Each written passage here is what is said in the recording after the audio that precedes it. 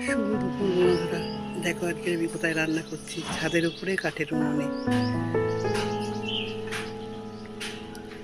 ডাল হচ্ছে, ডাল সেদ্ধ হচ্ছে। ভাত হয়ে গেছে, ভাতের মধ্যে আছে পেঁপে ভাতে আর আছে কচুরমুখী ভাতে।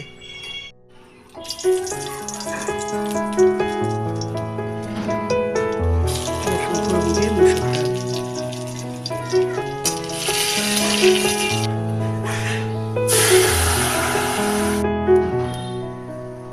এটা হচ্ছে বাদাম কাঙ্গুর, বাদাম দিয়ে কাঙ্গুরের একটা সুন্দর একটা তরকারি, খুব সুন্দর খেতে লাগে।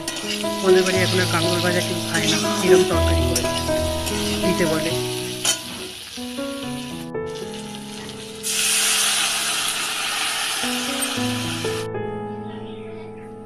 তৈরি নিরামিষ পাঁপড় আলুর ডালনা।